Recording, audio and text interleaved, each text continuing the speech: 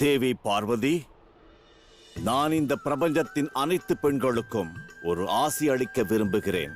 எந்த பெண் தன் கணவனுடைய நீண்ட ஆயுளுக்காக இவ்வாறு சிவசக்தியின் உருவத்தை உருவாக்கி அழகாக அலங்கரித்து பூஜை செய்கிறார்களோ அவர்களின் கணவர்களுக்கு அகால மரணம் ஏற்படாது.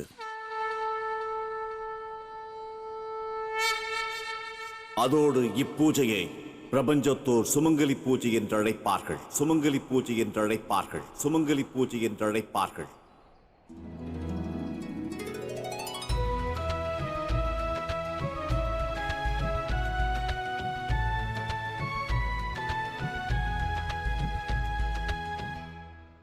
தேவி பார்வதி, மகாதேவா, செல்ல அனுமதித்தாருங்கள். சுமங்கலி பூஜையில் எனக்கெந்த வேலையும் இல்லை. இல்லை யம தர்மராஜா, தாங்களும் எங்கள் பூஜையில் கலந்து கொள்ள வேண்டும். ஒப்புக்கொள்கிறோம். மானிடர்கள் தங்களை கண்டு அஞ்சுகிறோம். தங்களை எதிர்கொள்ள நாங்கள் விரும்புவதில்லை. ஆயினும் ஆதிசக்தியின் கருணையின் காரணமாக இன்று நடக்க இருக்கும் பூஜையில் தாங்களும் வந்து அருள் பாலித்தால் மானிடர்கள் வாயிலாக செய்யும் பூஜைகளில் தங்களுக்கென்று ஒரு இடம் கிடைக்கும்.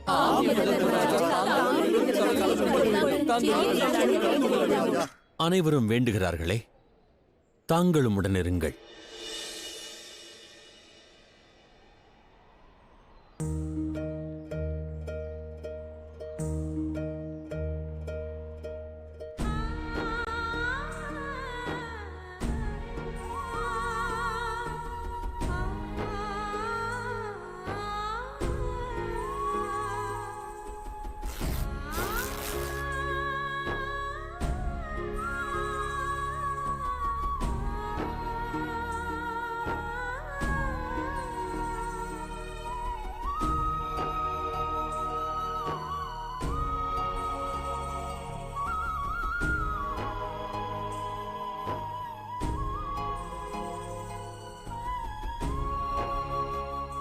தாயே, ஆபத்தான தருணத்தில் தாங்கள் எங்களுக்கு துணை நின்றீர்கள்.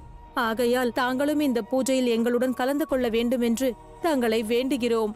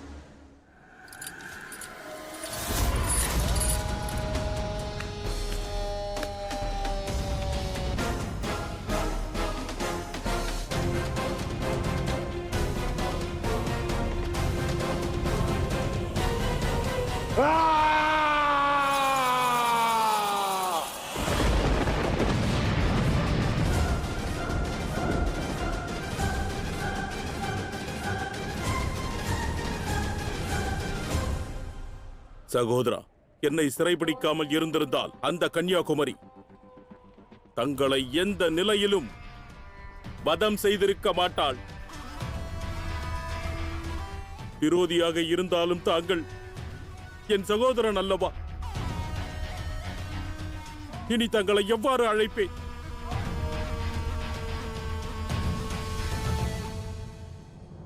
ஹர ஹர மகாதேவா ஹர மகாதேவா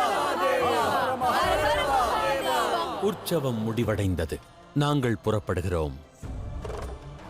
மகாதேவா, தேவி பார்வதி, நானும் செல்ல அனுமதித்தாருங்கள்.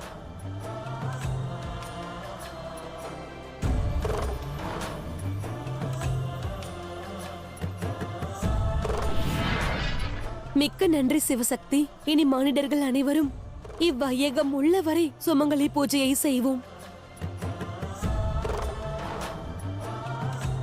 வாருங்கள் தேவி.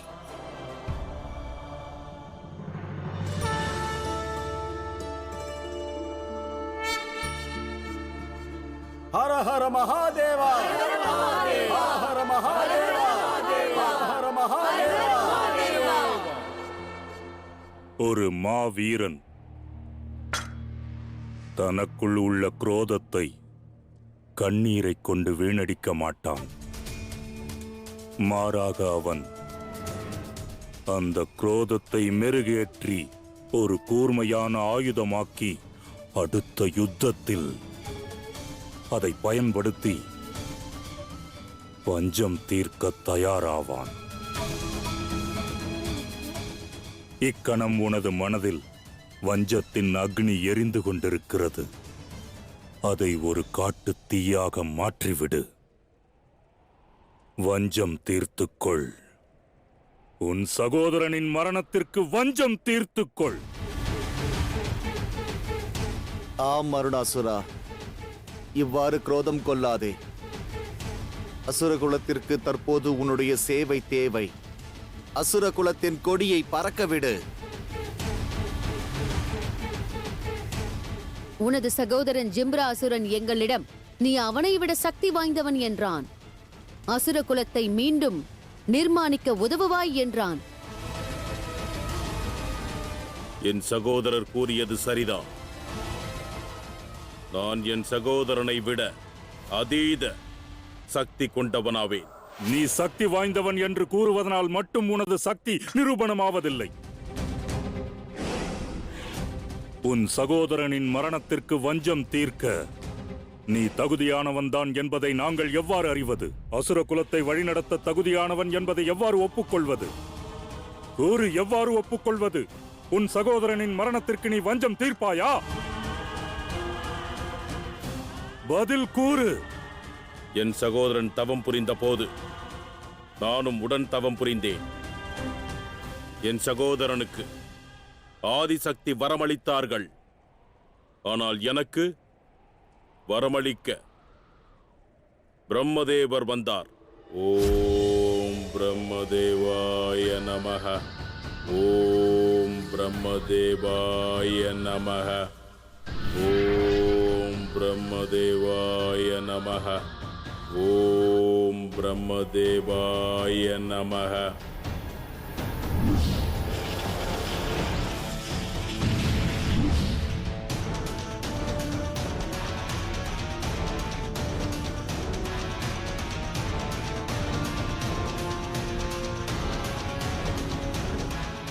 வணங்குகிறேன் பிரம்மதேவா. கூறு. அமரத்துவத்தை தவிர வேறென்ன வேண்டும்? நான் அறிவேன். தாங்கள் எனக்கு அந்த வரம் தரமாட்டீர்கள். ஆகையால் எனக்கான வரத்தை நான் சிந்தித்து வந்துள்ளேன். எனக்கு 2 வரம் வேண்டும். முதலாவது, எனது மரணமானது 6 கால்கள் கொண்ட ஜீவனால் நிகழ வேண்டும். இரண்டாவது, எந்த பெண்ணை நான் விரும்பினாலும் அவளை என் வசப்படுத்திக் கொள்ள வேண்டும். எந்த ஆடவரை கண்டாலும் என் சேவகனாக வேண்டும். அந்த ஆணும் பெண்ணும் சிவசக்தி ஆயினும் சரி. கூறுங்கள் பிரம்மதேவா, வரம் அளிப்பீர்களா? நான் செய்த கடும் தவத்திற்கு வரம் கிடைக்குமா? ததாஸ்து.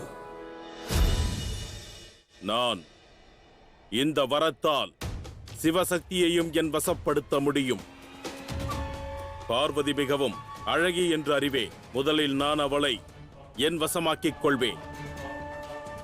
பிறகு சிவனை கண்டு எனது சேவகனாக்கிக் கொள்வேன்.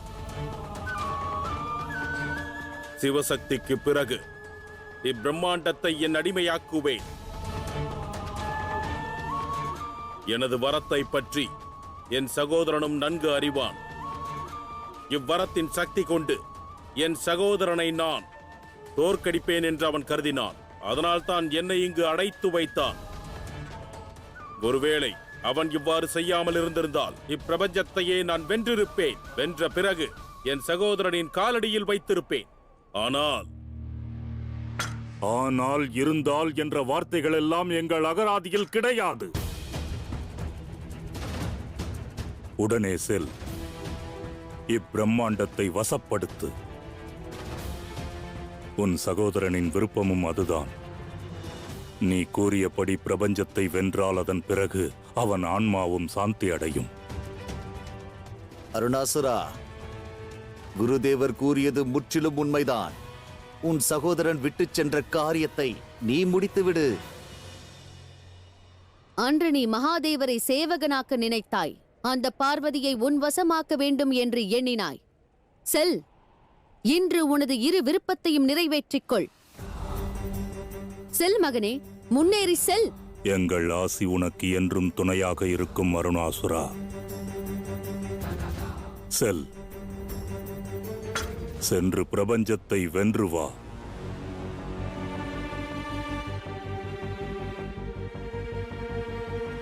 வருகிறேன் மகாதேவா. தங்களை என் சேவகனாக, பார்வதியை என் மனைவியாக மாற்றுவதற்கு.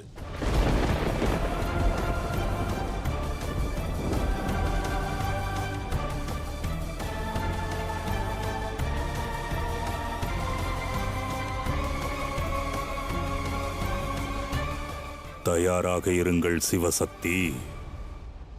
தங்களது காலம் தங்களை நோக்கி வந்து கொண்டிருக்கிறான்.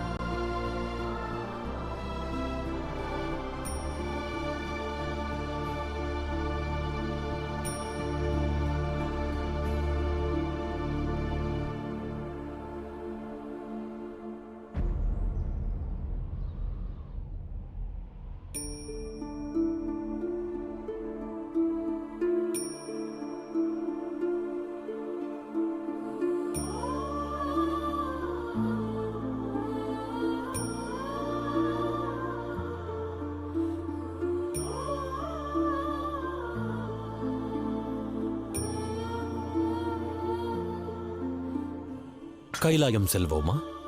இல்லை மகாதேவா, நான் கைலாயம் செல்ல விரும்பவில்லை. நேர்ந்ததென்ன தேவி? கூறுங்கள். ஏதுமில்லை. தாங்கள் கைலாயம் சென்ற பிறகு தங்கள் தியானத்தில் லயித்து விடுவீர்கள். நான் தங்கள் தியானம் கலைவதற்காக காத்து கொண்டிருப்பேன். இதுநாள் வரை அதுதானே நடந்துள்ளது. இனி அது வேண்டாம். விவாகத்திற்கு பின் அவ்வாறே நிகழும் அல்லவா? பத்தியும் பத்தினியும் இல்லற வாழ்வின் கடமை ஆற்ற வேண்டும் அல்லவா? கூறுங்கள். அதுதான் எனக்கு அச்சமாக உள்ளது. விவாகத்திற்கு பிறகு இல்லற கடமைகள், அதை தவிர வேறு என்ன உள்ளது? நம்மை விட மானிடர்களே மேலல்லவா? எவ்வகை மானிடர்? கூறுங்கள். பிரபு, மனம் மயங்கி நடனமாடிக் கொண்டிருந்தார்களே அவர்கள். எதை பற்றியும் எண்ணாமல் அந்த கணவனும் மனைவியும் நடனமாடும்போது அழகாக இருந்தார்கள். காண கண்கொள்ளா காட்சியாக இருந்தது.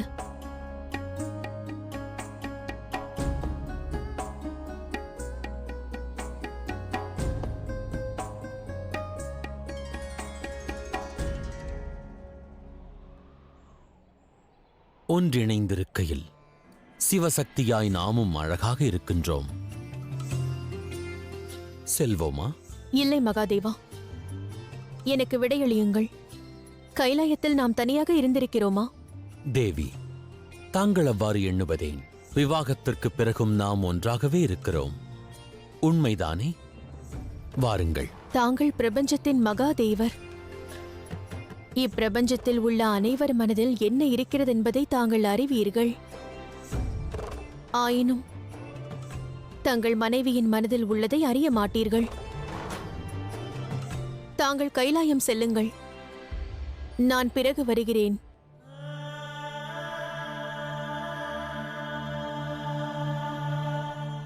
என்ன ஆயிற்று தேவி?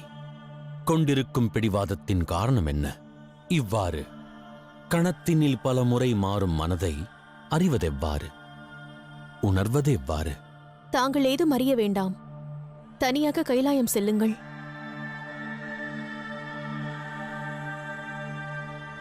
பொறுமை வேண்டும் தேவி.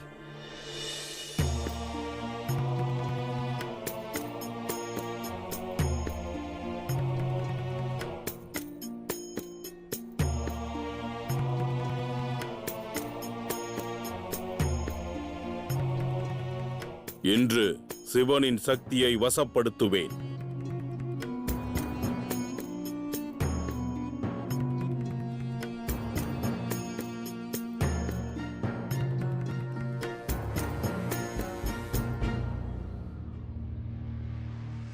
ஏ பெண்ணே, இங்கு பார்.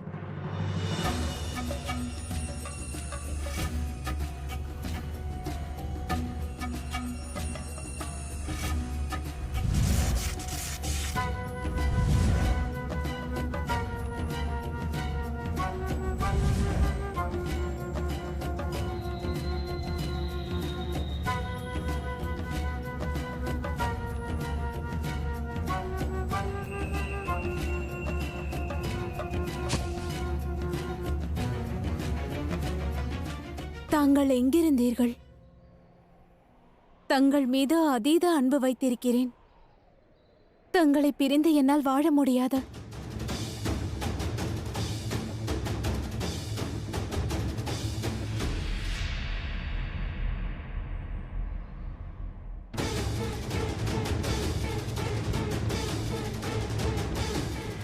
நீ என்ன காரியம் செய்து கொண்டிருக்கிறாய்? நீ என்னுடைய மனைவி. நீ இவ்வாறு செய்யக்கூடாது. உனக்கு என்னதான் ஆயிற்று?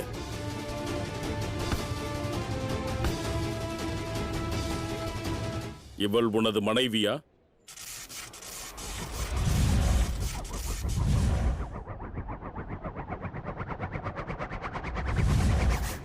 இல்லை, இவள் உங்கள் சொந்தம்.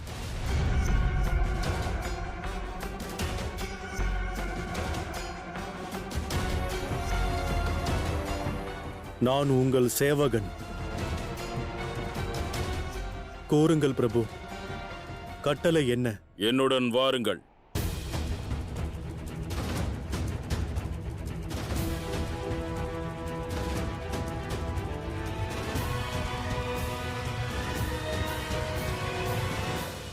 இப்பிடிவாதம் ஏன் தேவி? என்னால் புரிந்து கொள்ள முடியவில்லை. ஏன் புரிந்து கொள்ள வேண்டும்? ஏன் என் பின்னால் வருகிறீர்கள்? மனதில் உள்ளதை எடுத்துரைத்திடுங்கள். நான் கூற மாட்டேன், நிச்சயம் கூற மாட்டேன். அவ்வாறென்றால் பிரபஞ்சத்தில் வாழும் உயிரினங்களும் இருக்கும் பூத பிசாசுகளும் என் முன் வர வேண்டும். சக்தி வேண்டுவது யாதென்பதை அறிந்து என்னிடம் உரைத்திடுங்கள்.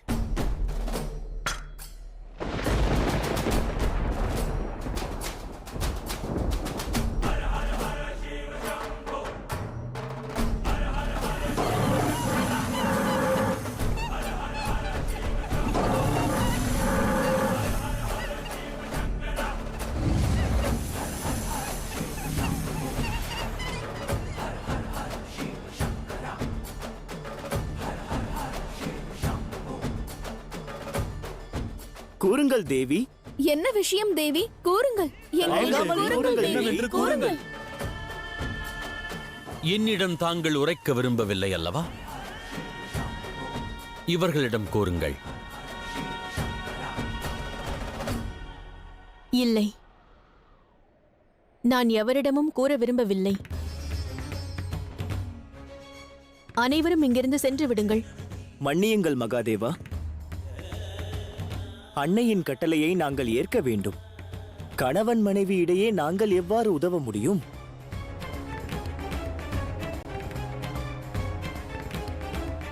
எங்களுக்கு அனுமதி தாருங்கள்.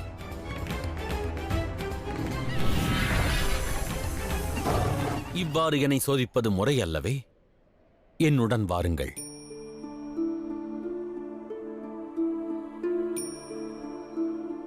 மகாதேவா, என் கவலை யாதெனில்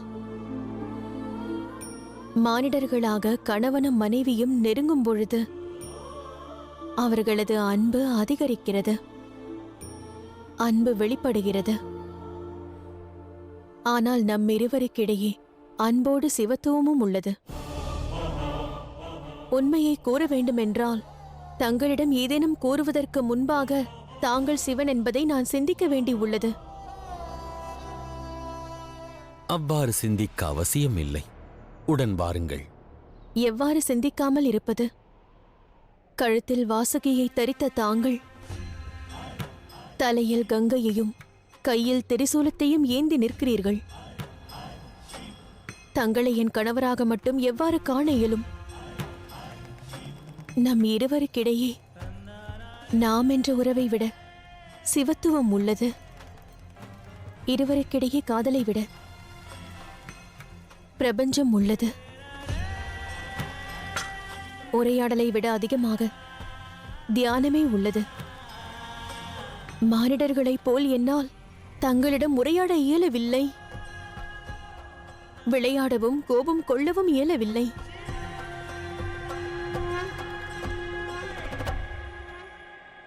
இதுவே என் மனக்கவலை, வேறேதுமல்ல.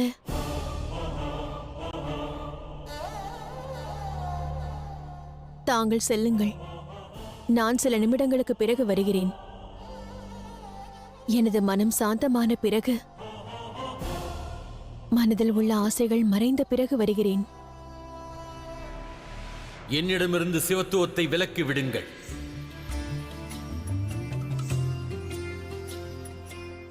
இந்த சிவத்துவம் இல்லாது சிவன் வசம் அன்பு கொண்டிருக்க வேண்டுமெனில் சிவத்துவத்தை என்னிடமிருந்து விலக்குங்கள். பின்பு நான் சாமானியனாவேன். அதன் பிறகு எனது மனம் அன்பைக் கொண்டே இருக்கும்.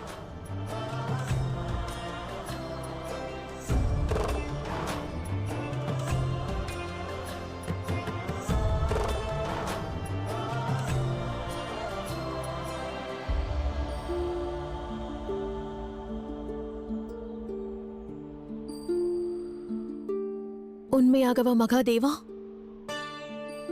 அதற்கு வாய்ப்பு இருக்கிறதா? நிச்சயம் இருக்கின்றது. அன்பிற்காக, பேரன்பு கொண்டவரின் விருப்பத்திற்காக சிவன் எதையும் செய்வான். என்னிடமிருந்து சிவத்துவத்தை விலக்குங்கள். பிரபஞ்சத்திற்கே சொந்தமான இந்த சிவன் தன் சக்திக்காக பிரபஞ்சத்திடமிருந்து பிரிவதற்கு தயாராக இருக்கிறான். சிவத்துவம் ஏதுமின்றி தங்களின் பதியாக மட்டுமே இருப்பான்.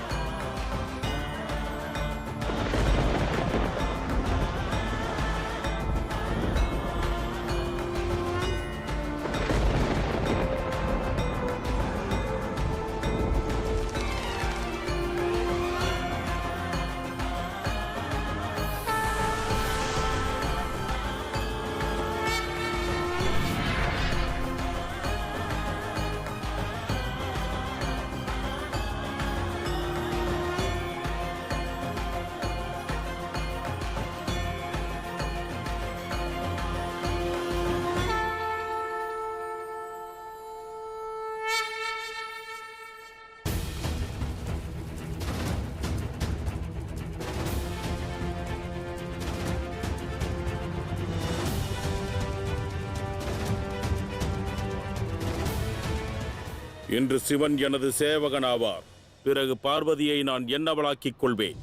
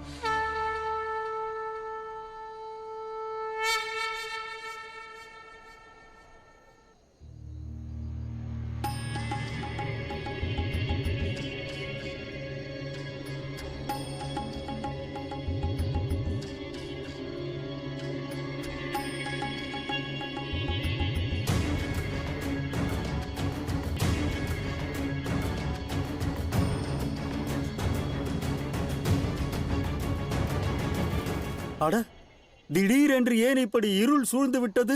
இது ஏதேனும் அசம்பாவிதத்திற்கான அறிகுறியா?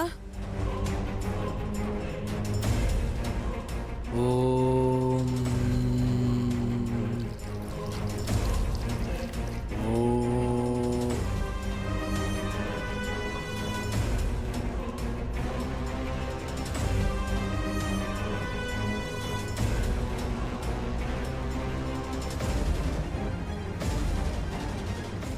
கிரக நிலைப்படி இப்பொழுது கிரகணத்திற்கு வாய்ப்பில்லை. பின் இந்த இருளுக்கு காரணம் என்ன?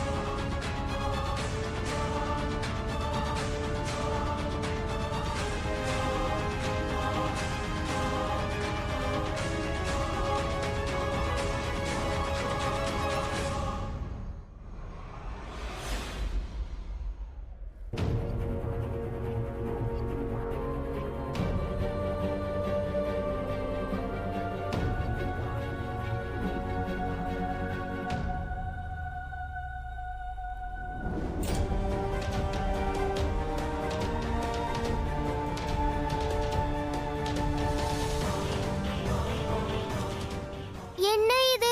ஒரே நொடியில் பிரபஞ்சத்தின் ஒளியை யார் மறைத்தது? அதை புரிந்து கொள்ளதான் நானும் முயற்சிக்கிறேன் கணேசா. நாராயணா,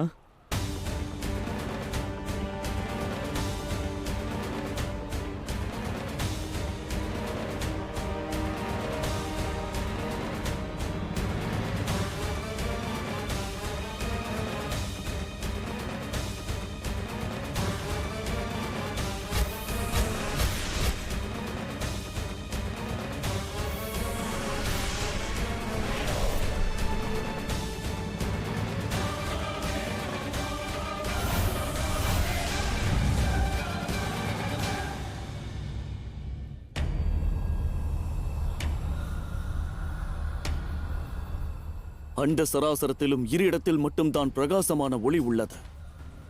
ஆனால் அது எங்கு, எவ்வாறு, ஏன் என்று என்னால் கண்டறிய இயலவில்லை. இந்த இருளுக்கும் அந்த இரு ஒளிக்கும் என்ன சம்பந்தம் உள்ளது என்று எனக்கு புரியவில்லை.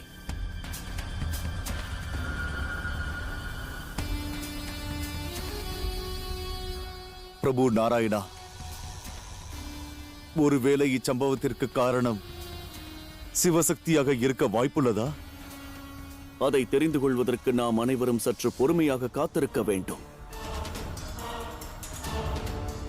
சூழ்ந்திருக்கும் இந்த இருள் முற்றிலுமாக விலகி மீண்டும் ஒளி பிரகாசமாக தெரியும் வரை நாம் அனைவரும் காத்திருக்க வேண்டும்.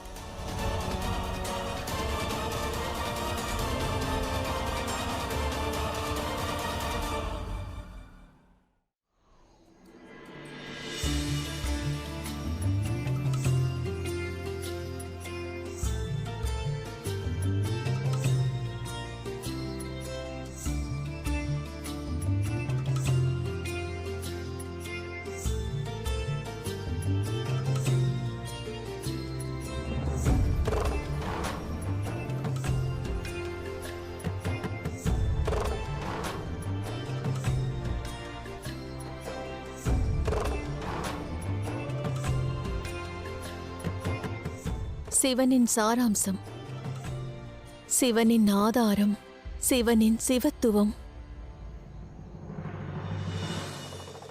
நான் தங்களிடம் வேண்டிக் கேட்கிறேன், தாங்கள் இவ்விடத்திலேயே இருக்க வேண்டும்.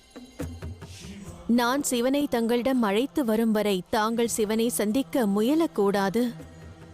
அவரோடு தாங்கள் ஐக்கியமாக கூடாது.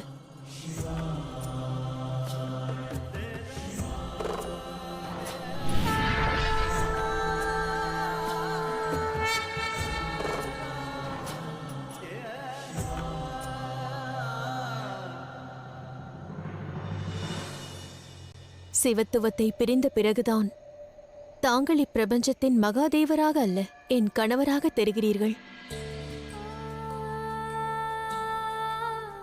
பார்வதியின் சிவன்.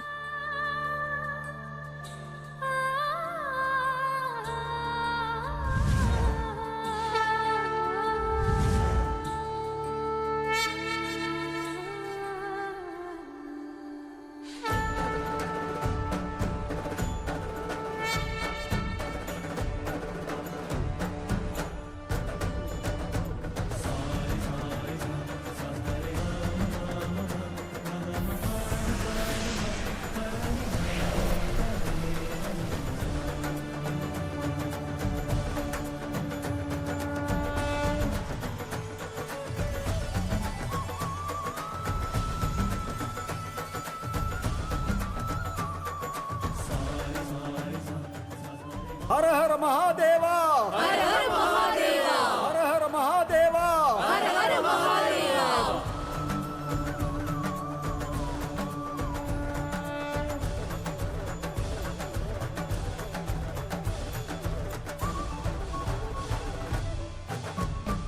ஹர ஹர மகாதேவா, ஹர ஹர மகாதேவா.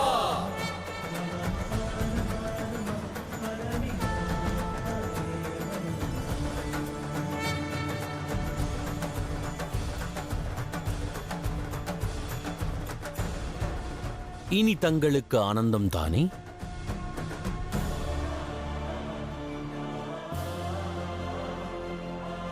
வாருங்கள் தேவி, நாம் செல்வோம்.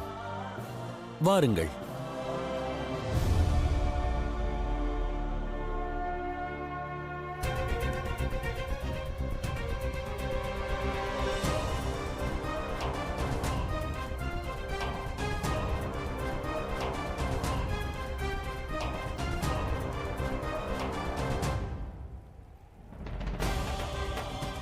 நாராயணா, திடீரென்று சூழ்ந்த இருளும் இப்பொழுது இந்த பிரகாசமான ஒளியும் என்ன தெரிவிக்கிறதென்று எனக்கு விளங்கவில்லை.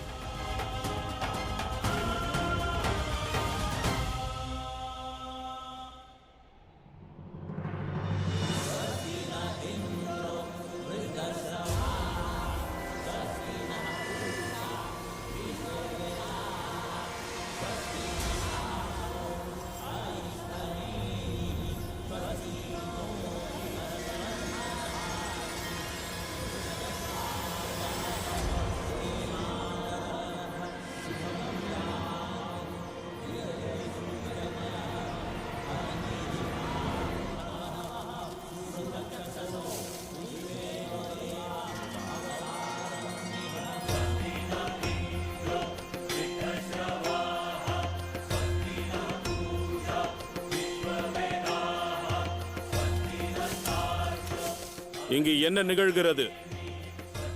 மகாராஜா மலையத்துவஜரும் மகாராணி காஞ்சனாமாலாவும் யாகம் செய்கிறார்கள். ஓம் மாதவாய நம ஸ்வாஹா. ஸ்வாஹா ஸ்வாஹா.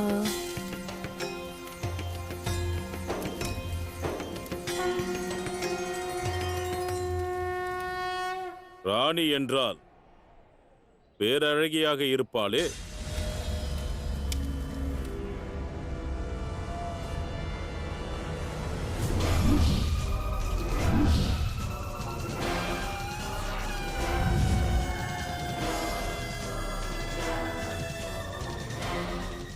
கூறு, அழகாக இருப்பாள் அல்லவா? ஆம், பேரழகிதான். ஸ்வாஹா ஸ்வாஹா.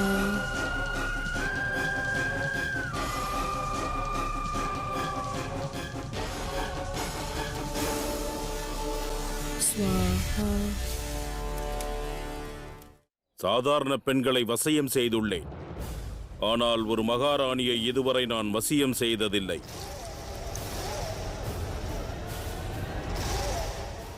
சரி, இன்று அவளை வசியம் செய்து ஆசையை தீர்த்துக் கொள்கிறேன். நீ யார் என்று கூறு, பதில் சொல்.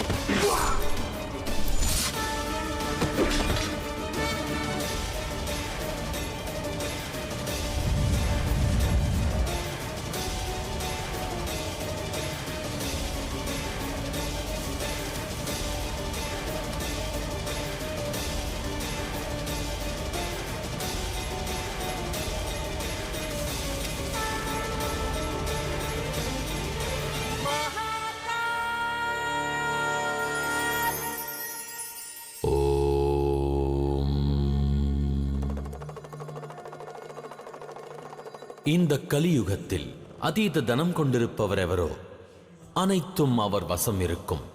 நண்பனும் இருப்பான், உறவுகளும் இருக்கும், வைபோகமும் இருக்கும். ஆகையால் இந்த யுகத்தில் நற்குணங்களுக்கும் மரியாதை இல்லை, நற்பண்புக்கும் இல்லை. எவர் வசம் தனம் அதிகமாக இருக்கிறதோ யாவரும் அவர்களுக்கானவரே. ஆயினும் என்றும் உண்மையானது, மாறாதது. யுகம் எதுவாயினும் சரி, ஒருவர் தன் நற்குணத்தை தனத்தால் பெறலாகாது. தனம் இல்லையேல் தீய குணம் சேராது. தனத்தின் மாயை காலத்திற்கேற்ப மாற்றம் பெற்றிடும்.